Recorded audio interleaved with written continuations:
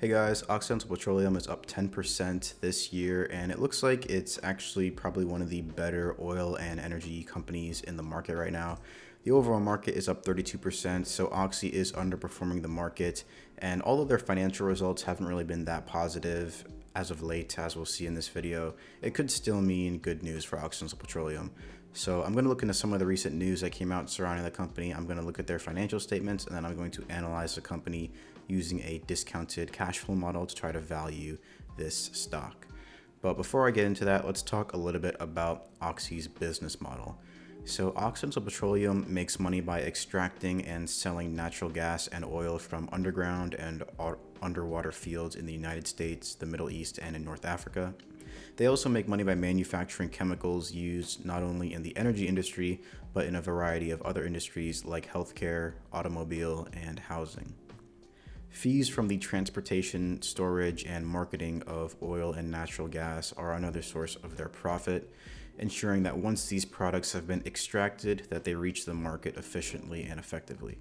All of Occidental Petroleum's sources of revenue and profit are directly influenced by market factors like supply and demand, geopolitical tensions like global wars in Europe and the Middle East, and then lastly also economic factors like inflation and interest rate changes.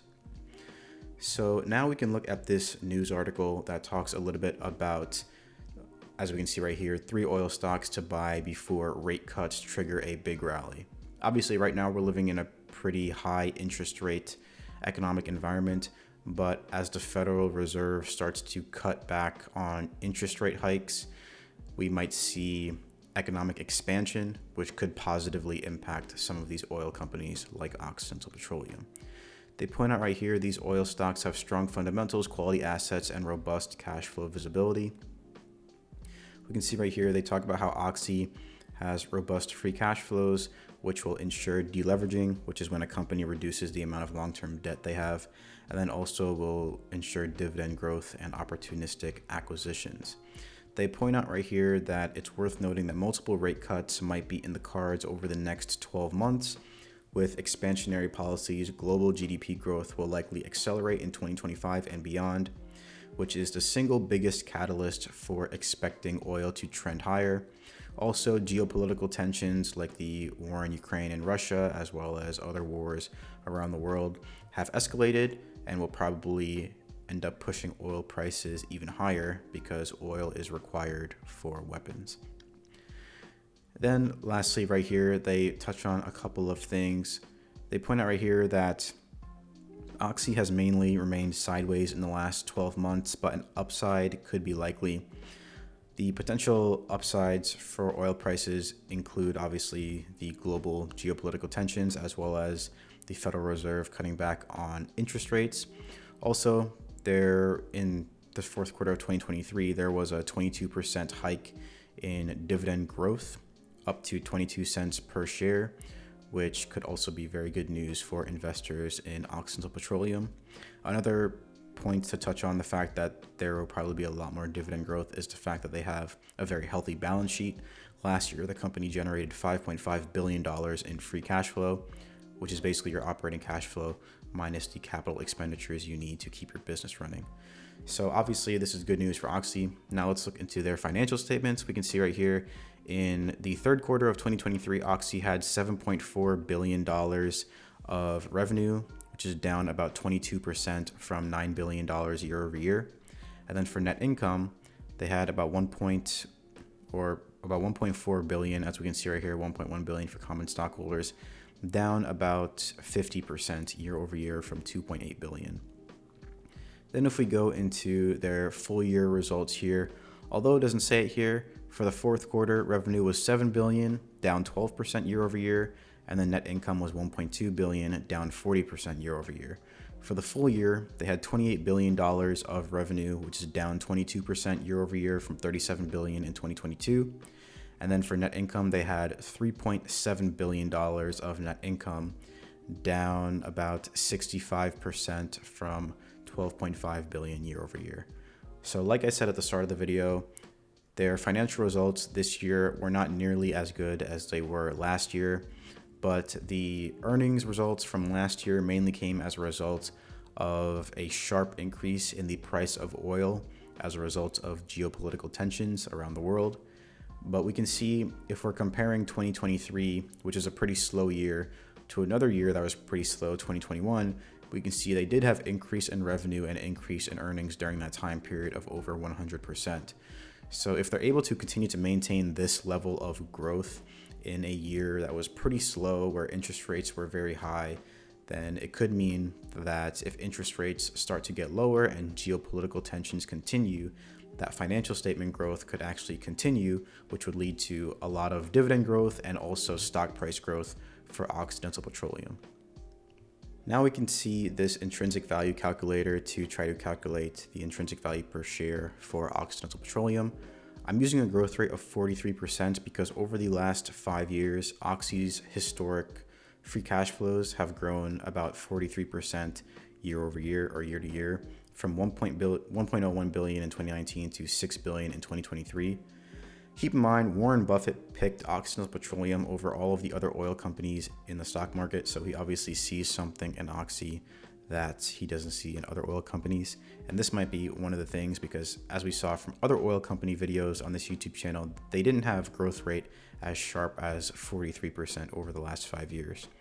I also calculated the weighted average cost of all of Oxy's capital on their balance sheet as 7.67% using this calculation right here.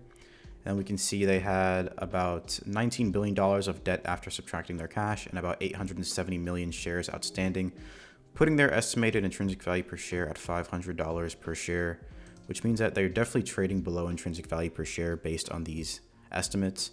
So that obviously could be good news, but it'd be tough to really back up the idea that Oxy is going to continue to grow their free cash flows in the future at the same rate that they've grown in the past, just because of how sharp this free cash flow growth is.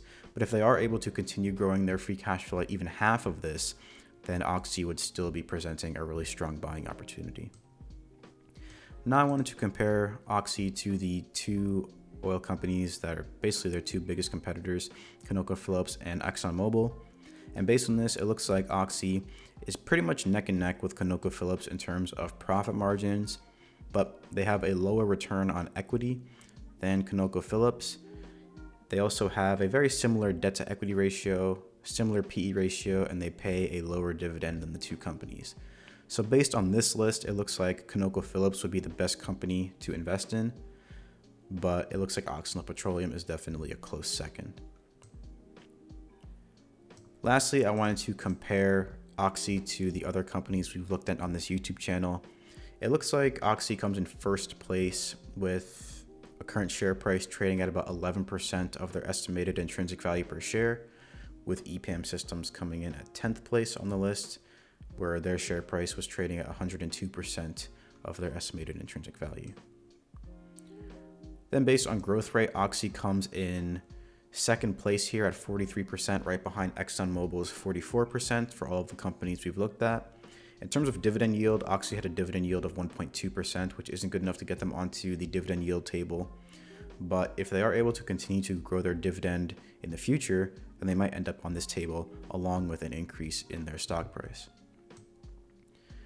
For gross profit, it looks like Oxy had gross profit of around 30-something%, and then also net profit of around 16%, so they're good enough to get to 10th place on the net profit table. But for Q4, year-over-year revenue and earnings growth, they were in the negative. They had about negative 12% growth in Q4 for revenue and negative 40% for earnings. It is good enough to keep them on the table for now, just because we haven't really covered that many companies for the fourth quarter, but I doubt that they'll be able to stay on the list with a negative earnings growth. And then lastly, we can see that for stock performance over the last 5 years, Oxy is down 4%, although I think over the last 3 years, they're basically up about 120%.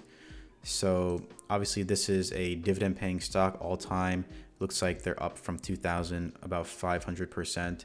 If they're able to continue this stock price upward along with their strong dividend, then it could definitely be a good buy at the current share price. But over the last 5 years, they haven't really performed that well. They're only about breaking even here. Tesla had the highest over the last 5 years at 850%. So let me know in the comment section down below what you guys think of Oxy. Leave a like on this video, subscribe to the channel, and I'll see everyone in the next one.